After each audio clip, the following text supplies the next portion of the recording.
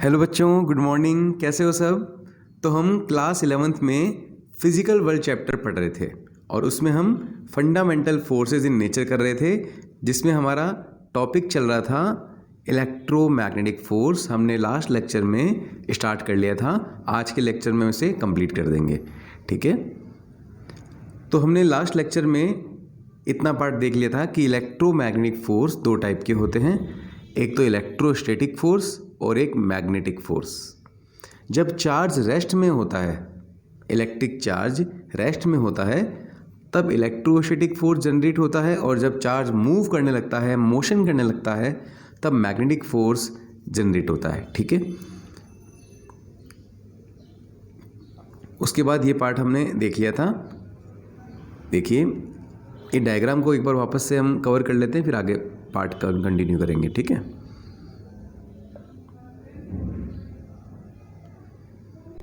जैसे gravitational force में हमने देखा था, वैसा ही है ये इलेक्ट्रोस्टैटिक फोर्स भी। लेकिन ग्रेविटेशनल फोर्स में ये था कि ग्रेविटेशनल फोर्स का जो नेचर होता है वो अट्रैक्टिव होता है, जबकि इलेक्ट्रोस्टैटिक फोर्स का रिपल्सिव और अट्रैक्टिव दोनों नेचर होता है। तो ये इस पर डिपेंड करता है। देखिए, जैसे ये दो चार्जेस हैं, एक प्लस Q1 है और एक प्लस Q2 है, दोनों ही पॉजिटिव हैं, तो आपको पता है दोनों एक दूसरे को रिपेल करेंगे। तो Q1 क्या कर रहा है, Q2 को रिपेल कर रहा है ऐसे। तो ये फोर्स कौन लगा रहा है? ये वाला जो मैंने एरो बनाया, ये जो फोर्स है कौन लगा रहा है? तो ये Q1 लगा रहा है Q2 पर। तो किस पर लगा रहा है? जिस पर लगता है उसे पहले लिखते हैं हम। किस पर लगा रहा है? 2 पर, तो हम 2 पहले लिखेंगे। और कौन लगा रहा है? 1, तो 1 बाद में लिखेंगे। तो F21 का मतलब आपको क्लियर हो गया, force on charge Q2 due to Q1। अब वैसे ही Q2 भी Q1 पर फोर्स लगाएगा। कैसे लगाएगा? इस डायरेक्शन में लगाएगा। फोर्स किस पर लग रहा है? 1 पर, और लगा कौन रहा है? 2, तो ये बन जाएगा F12। अगर वेक्टर क्वांटिटी के टर्म्स में रिप्रेजेंट करना है तो ऊपर एरो लगाते हैं। अभी तक आपने स्केलर और वेक्टर नहीं पढ़े हैं, आगे वाले चैप्टर में हम स्केलर वेक्टर पढ़ लेंगे, तब आपको पता लग जाएगा कि जो वेक्टर क्वांटिटी होती है, जिसके पास डायरेक्शन होती है, उसे हम कोई भी, जैसे हमने अल्फ़ाबेट लिया और उसके ऊपर एरो से उसको इंडिकेट करते हैं, ताकि हमें ये पता लग जाए कि ये एक वेक्टर क्वांटिटी है। ये बात आपको क्लियर हो गई? ओके, इस तरह से। तो ये भी हम आगे वाली क्लासेस में डिस्कस कर लेंगे इसे। अब देखिए, अगर एक चार्ज पॉजिटिव है प्लस Q1 और दूसरा चार्ज नेगेटिव है, तब हम क्या करेंगे? ये देखिए, तब ये दोनों चार्जेस एक दूसरे को अट्रैक्ट करेंगे। Q1 क्या करेगा? प्लस Q1 Q2 को अपनी ओर अट्रैक्ट करेगा। तो ये जो मैंने एरो बनाया है, ये कौन फोर्स लगा रहा है? तो ये Q1 फोर्स लगा रहा है। किस पर लगा रहा है? Q2 पर। ये बात क्लियर हुई ना? क्योंकि Q1 क्या कर रहा है? Q2 को अट्रैक्ट कर रहा है। ओके, आगे देखिए, तो फोर्स किस पर लग रहा है? ये जो फोर्स लग रहा है, ये 1 पर लग रहा है। सॉरी, 1 तो लगा रहा है, ये 2 पर लग रहा है। और कौन लगा रहा है? 1। ये बात आपको क्लियर हुई? ओके।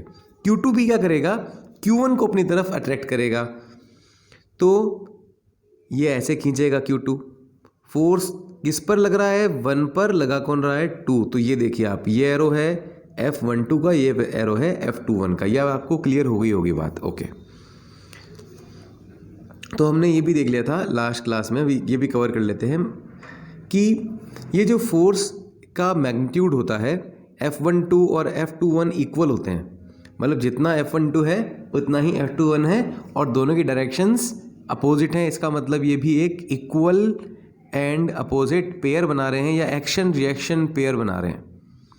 इसका मतलब ये भी सेम ग्रेविटेशनल फोर्स जैसे हैं। जैसे ग्रेविटेशनल फोर्सेस भी दोनों दो बॉडी पे लगते थे, वो सेम लगते थे, लेकिन अपोजिट डायरेक्शन में लगते थे। तो ये भी ऐसा ही है कि इनकी वैल्यू सेम है और ये अपोजिट डायरेक्शन में लग रहे हैं। तो ये एक्शन रिएक्शन पेयर बना रहे हैं।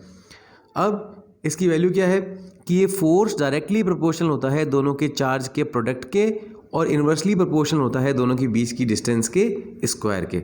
तो ये बात हम यहाँ पर रीड कर लेते हैं। ये देखिए, ओके, यहाँ रख दें इसको। यह आपने देख लिया, तो पहले इसको भी देख लेते हैं। द फोर्स ऑफ अट्रैक्शन और repulsion between two electric charges और charge bodies is known as electrostatic force. जो भी चार्ज बॉडी के बीच में जो फोर्स लगता है, हम इसको बोलते हैं electrostatic force. Okay. Electrostatic force is the interaction between charges at rest, तो चार्ज किस में रहने चाहिए, रेस्ट में रहने चाहिए। Electrostatic force between Q1 and Q2 separated by a distance r in air is directly proportional to the magnitude of charges, directly proportional to the product of. यहाँ पर हमें देखिए एक बात समझिए, ये देखिए यहाँ से आप खुद ही रीड करने की कोशिश कीजिए। Force, magnitude of force between charges is proportional to the product of magnitude of charges. दोनों का मल्टीप्लाई हो रहा है ना, तो हम बोलेंगे product of magnitude of charges and inversely proportional to the distance of square of distance between them. Inversely proportional है square of distance between them. तो इनवर्सली प्रोपोर्शनल वाली बातें हमने पहले भी पढ़ी थी। तो एक बात और देख लीजिए कि electrostatic force inverse square law होता है और ग्रेविटेशनल फोर्स भी इनवर्स स्क्वायर लॉ होता है। तो यहाँ पर हम देखते हैं कि इनवर्स स्क्वायर लॉ क्या होते हैं। तो देखिए इसमें आप इतना समझिए कि दो चार्जेस थे और इनके बीच में अभी फोर्स लग रहा है 16 न्यूटन, 16 न्यूटन, ठीक है। और इन चार्जेस के बीच की डिस्टेंस है, ये समझिए, यहाँ पे मैं आपको समझा देता हूँ। जैसे इन्वर्स स्क्वायर लॉ समझना जरूरी है क्योंकि ये कंसेप्ट क्या, अगर आप इन कॉन्सेप्ट को समझते चलेंगे ना तभी आपको आगे ऑब्जेक्टिव टाइप क्वेश्चन में MCQs में प्रॉब्लम नहीं होगी। तो ये भी जो ये लेक्चर होते हैं बहुत काम के होते हैं, तो इनको बिल्कुल आप तरीके से ढंग से समझते रहिएगा, ठीक है। 20-25 मिनट की लेक्चर होता है, इससे ऊपर नहीं होता, तो 20-25 मिनट तो हमें बैठना ही पड़ेगा। अब देखिए ये दो ऑब्जेक्ट है, इनके बीच में जो फोर्स लग रहा है ये लग रहा है 16 न्यूटन। कितना लग रहा है, 16 न्यूटन। इनकी बीच की डिस्टेंस कितनी हमने ली, 1 मीटर ली, ठीक है। अब क्या करते हैं हम, इनकी बीच की डिस्टेंस को दुगना कर देते हैं, मतलब डबल कर देते हैं। कितना कर देते हैं, हम कर देते हैं 2 मीटर। तो हमने डिस्टेंस कितनी इंक्रीज़ करी, ट्वाइस। तो कितनी, तो ये जो डिस्टेंस हमने इंक्रीज़ करी 2 मीटर, इसका स्क्वायर करो, कितना आएगा 2 का 4। तो फोर्स कितना कम हो जाएगा, 4 टाइम्स। तो फोर्स पहले कितना था 16, अब कितना हो जाएगा 4। भाई 16 में 4 का डिवाइड करो। फिर से एक एग्जांपल और कि ये अभी दोनों के बीच की डिस्टेंस कितनी है, 1 मीटर। अब हम इसकी डिस्टेंस को इंक्रीज करके कर देते हैं 3 मीटर। कितना कर देते हैं, 3 मीटर। तो 3 का स्क्वायर करो, कितना आया 9। तो 16/9, फोर्स हो गया 16/9, 1.5 समथिंग। तो कहने का मतलब है कि डिस्टेंस जितना टाइम इंक्रीज होगी उसका स्क्वायर फोर्स में कम हो जाएगा। ये बात आपको क्लियर हो गई, ओके। इसको बोलते हैं inverse square law. Gravitational force field inverse square law को फॉलो करता है, इलेक्ट्रोमैग्नेटिक इनवर्स स्क्वायर लॉ को फॉलो करते हैं। जैसे न्यूक्लियर फोर्स है वो इनवर्स स्क्वायर लॉ को फॉलो नहीं करता है। तो ये कंपटीशन एग्जाम में क्वेश्चन आते हैं कि कौन कौन से फोर्सेस इनवर्स स्क्वायर लॉ को फॉलो करते हैं। तो याद रखिए ग्रेविटेशनल, इलेक्ट्रोस्टैटिक एंड इलेक्ट्रोमैग्नेटिक, आगे मैग्नेटिक फोर्स भी आएंगे, ठीक है। ये इनवर्स स्क्वायर लॉ को फॉलो करते हैं। नेक्स्ट स्लाइड में चलते हैं। तो हम इन दोनों इक्वेशन को कंबाइन कर देंगे, F directly proportional to Q1 Q2 by R square, और प्रोपोर्शन हटाएंगे तो यहाँ पर हमारे पास एक आएगा कांस्टेंट। इस कांस्टेंट को हम बोलते हैं कूलम्स कांस्टेंट और इसकी वैल्यू होती है 9 × 10⁹ newton metre square upon coulomb square. लेकिन जो ये वैल्यू होती है ये वैक्यूम में होती है। कहाँ होती है ये वैल्यू, वैक्यूम में। अलग अलग मीडियम के लिए इसकी वैल्यू अलग अलग होती है, ये हम 12th में इसको डिटेल से पढ़ेंगे। जैसे G होता है उसकी वैल्यू कितनी पढ़ी थी हमने, F = G(m1m2/r square), gravitational universal gravitational constant. Capital G की वैल्यू क्या पढ़ी थी हमने, 6.67 10⁻11 newton metre square upon kg square. लेकिन ये जो K है इसकी वैल्यू अलग अलग मीडियम्स के लिए अलग अलग होती है, लेकिन ये जो मैंने बता रहा हूँ आपको वैल्यू, ये वैक्यूम के लिए, आपको इतना ही ध्यान रखना है, ओके। नेक्स्ट में चलते हैं। अब इलेक्ट्रोमैग्नेटिक फोर्स के दो पार्ट थे, electrostatic force and magnetic force. तो हमने इलेक्ट्रोस्टैटिक फोर्स वाला पार्ट कवर किया। अब हम आते हैं मैग्नेटिक फोर्स के अंदर। जब एक चार्ज, ये चार्ज है और ये मोशन कर रहा है कुछ वेलोसिटी से, जब भी कोई चार्ज मोशन करता है तो क्या जनरेट होती है, करंट जनरेट होती है। चार्ज के फ्लो से, चार्ज के मोशन से करंट प्रोड्यूस होती है, और जब भी करंट फ्लो होती है तो एक मैग्नेटिक फील्ड क्रिएट होता है। क्या क्रिएट होता है? ये आपने 10th क्लास में पढ़ा होगा, याद कीजिए, ओरस्टेड एक्सपेरिमेंट 10th क्लास में जो मैग्नेटिक वाला चैप्टर था उसमें आपने पढ़ा होगा कि कोई भी कंडक्टर में अगर करंट फ्लो होती है तो उस कंडक्टर के, करंट कैरिंग कंडक्टर के अराउंड एक मैग्नेटिक फील्ड क्रिएट होता है। तो यहाँ पर भी वही मैं आपको बता रहा हूँ कि भाई चार्ज है, मूव कर रहा है, तो क्या प्रोड्यूस कर रहा है? Current I. और करंट आई जब करंट फ्लो होता है तो उसके अराउंड यहाँ पर आपको दिख रहा है एक मैग्नेटिक फील्ड प्रोड्यूस होता है। तो चार्ज जब रेस्ट में है तो इलेक्ट्रिक फील्ड क्रिएट कर रहा है, और उस समय जो फोर्स लगता है वो इलेक्ट्रोस्टैटिक फोर्स होता है। लेकिन जैसे ही चार्ज मूव करने लगता है अपने अराउंड एक मैग्नेटिक फील्ड, तो चार्ज के अलग अलग बिहेवियर से अलग अलग फील्ड प्रोड्यूस हो रहे हैं। जब चार्ज रेस्ट में है इलेक्ट्रिक फील्ड, मोशन कर रहा है मैग्नेटिक फील्ड, चार्ज दौड़ रहा मतलब एसेलरेट कर रहा है तो इलेक्ट्रोमैग्नेटिक वेव जनरेट होती हैं। ठीक है, अभी हम ये बाद में पढ़ेंगे, लेकिन अभी आपको ये बात क्लियर हुई कि मैग्नेटिक फोर्सेस कब जनरेट होते हैं? जब चार्ज मोशन करना स्टार्ट करता है। ओके, इसको एक बार यहाँ रखते हैं। देखिए, since charge show both electric and magnetic effect, अच्छा उसमें पहले कुछ लिखा हुआ नहीं है तो आप नोट्स बनाने के लिए मैं आपको लिखवा देता हूँ। देखिए, moving charges produce magnetic effect, तो आप लिखिएगा in any current carrying conductor magnetic field is produce. Whenever current is flowing through any conductor a magnetic field is generate around the conductor. इतना बहुत है, यह बात आपको 10th में भी पता होगी। ओके, अब हमें देख लिया कि भाई चार्ज इलेक्ट्रिक फील्ड भी क्रिएट कर रहा है और मैग्नेटिक फील्ड भी क्रिएट कर रहा है। मतलब अब एक बात बताता हूँ आपको मैं कि जैसे एक चार्ज था, फ्लो हुआ, करंट बनी, मैग्नेटिक फील्ड बना।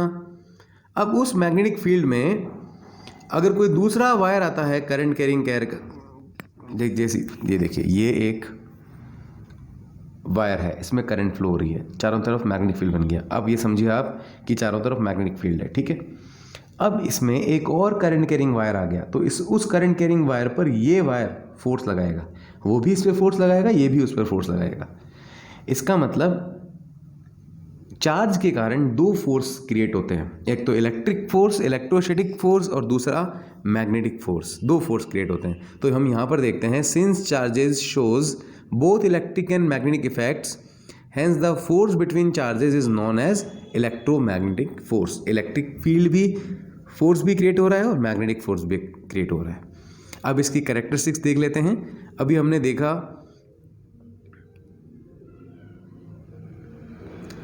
देखा कि इसका जो नेचर होता है वो attractive as well as repulsive दोनों होता है। अभी हमने एग्जाम्पल में देख लिया। It is a long range force just like gravitational force. जैसे ग्रेविटेशनल फोर्स भी आपको पता है एक प्लेनेट दूसरे प्लेनेट पूरे यूनिवर्स को असेंबल करके रखता है, वैसे ही इलेक्ट्रोस्टैटिक फोर्स भी लॉन्ग रेंज फोर्स है। ओके,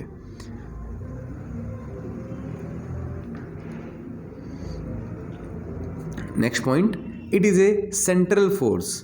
सेंट्रल फोर्स का मतलब होता है, आपको मैंने ग्रेविटेशन में ही बताया था कि ये दोनों बॉडीज़ के सेंटर को मिलाने वाली लाइन के अलोंग लगता है। मतलब एक बॉडी है ये, इसका सेंटर लिया ये, एक बॉडी है ये, इसका सेंटर लिया ये, तो फोर्स की डायरेक्शन क्या होगी? दोनों के सेंटर्स को पहले ज्वाइन करो। अब इस सेंटर से ही ये ऐसे फोर्स लग रहा है, ये ऐसे फोर्स लग रहा है। The central force mean that force acting along the line joining the center of two bodies। Clear होगी बात आपको ये? ओके, उसके बाद नेक्स्ट पॉइंट आता है, it always inverse square law. Inverse square law अभी हमने डिस्कस कर ही लिया। उसके बाद नेक्स्ट पॉइंट आता है, it is 10⁻36 time stronger than gravitational force. ये ग्रेविटेशनल फोर्स से 10⁻36 टाइम्स स्ट्रॉन्गर होता है। अभी मैंने आपको लास्ट लेक्चर में बताया था कि gravitational force is the weakest force in the nature. अब इसका एक एग्जांपल कैसे समझ सकते हैं हम? इसका एग्जांपल ऐसे समझ सकते हैं कि एक कॉम लीजिए और उसको अपने हेयर पर रब कीजिए। ऐसे जैसे आप रब करोगे तो होगा क्या, आपके बालों से इलेक्ट्रॉन ट्रांसफ़र होकर कॉम पर आ जाएंगे।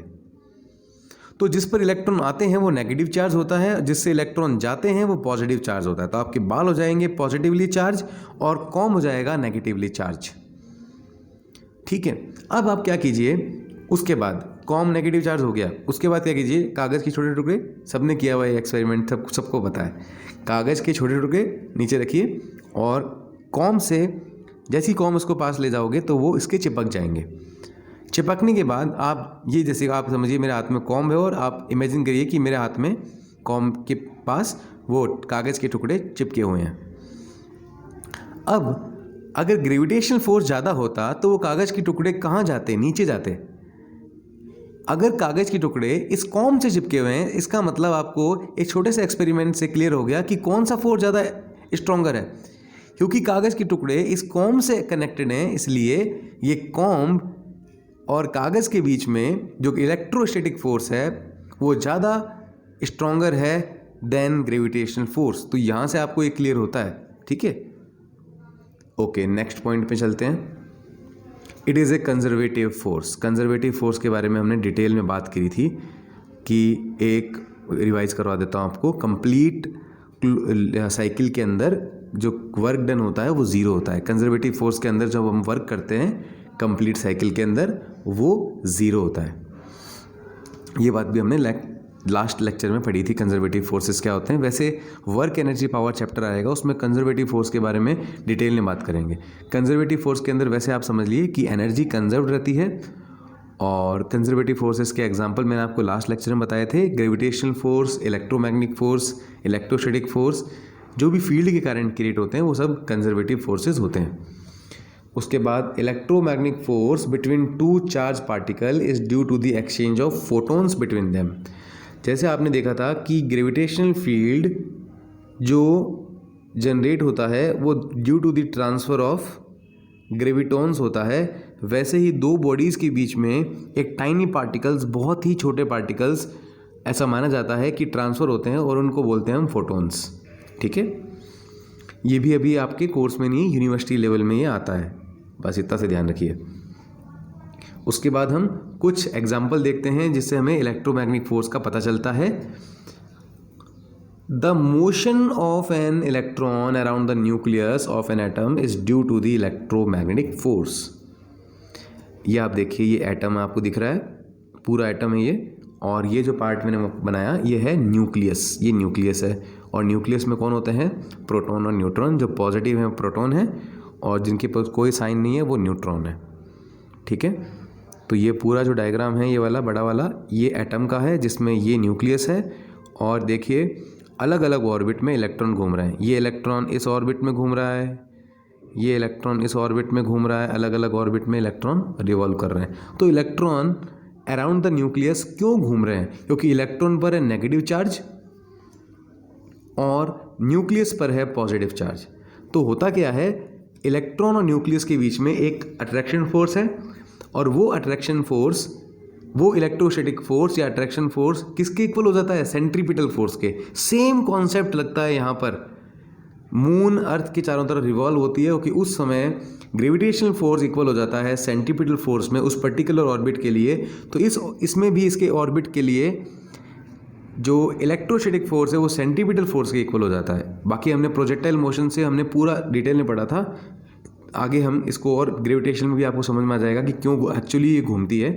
अभी आप इतना ध्यान रखिए कि इसमें क्या हो रहा है, घूमने के लिए क्या चाहिए, सेंट्रीपिटल फोर्स। वो मिल कहाँ से रहा है, इलेक्ट्रोस्टैटिक फोर्स से। किन के बीच में लग रहा है इलेक्ट्रोस्टैटिक फोर्स, न्यूक्लियस और इलेक्ट्रॉन के बीच में।